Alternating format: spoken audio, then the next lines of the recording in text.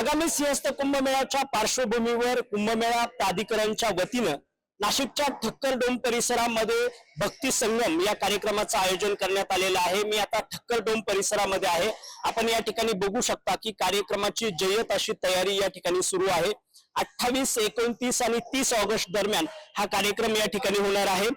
उद्या 28 तारखेला सायंकाळी 4:30 वाजता मुख्यमंत्री देवेंद्र फडणवीस यांच्या हस्ते या कार्यक्रमाचं उद्घाटन होणार आहे।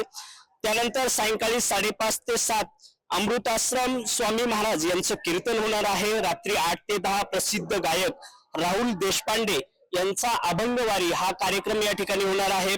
पुढे 29 ऑगस्टला भक्ती संमेलन या ठिकाणी आयोजित केलेलं आहे।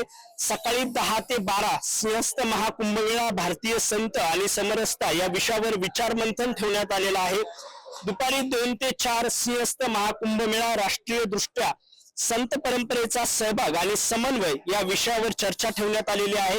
सायंकाळी 5 ते 7 हरिभक्त परायण डॉक्टर चारुदत्त आफळे यांचं कीर्तन या ठिकाणी ठेवण्यात आलेलं आहे। रात्री 8 ते 10 मैथिली ठाकूर प्रसिद्ध गायिका ज्या आहेत मैथिली ठाकूर यांचं भजन हा कार्यक्रम या ठिकाणी ठेवण्यात आलेला आहे। आणि 30 ऑगस्टला देशभरातील भक्ती परंपरांचा संगम दुपारी 3 ते 4 भाई मनिंदर सिंहजी यांचं गुरबानी शबद कीर्तन ठेवण्यात आलेलं आहे। आणि सायंकाळी 4 ते 5 मणिपूरचे नट संकीर्तन हा कार्यक्रम ठेवण्यात आलेला आहे। पुन्हा सायंकाळी 5 ते 7 हरिभक्त परायण निवृत्ती महाराज इंदुरीकर यांचा कार्यक्रम ठेवण्यात आलेला आहे। आपण बघतोय की कार्यक्रमांची मेजवानी या ठिकाणी ठेवण्यात आलेली आहे।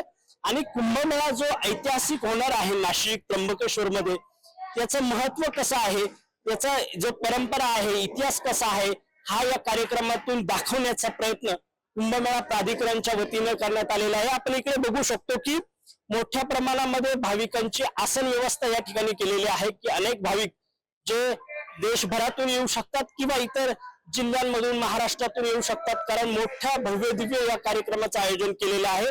त्यामुळे भाविकांची आसन व्यवस्था मोठ्या प्रमाणात केलेली आहे। पार्किंगची व्यवस्था चांगली करण्यात आलेली आहे। त्यामुळे जास्तीत जास्त नागरिकांनी या कार्यक्रमामध्ये सहभागी व्हावं असं आवाहन पालकमंत्री गिरीश महाजन यांनी केलेलं आहे। रात्री पालकमंत्र्यांनी देखील या ठिकाणी येऊन पाहणी केलेली आहे।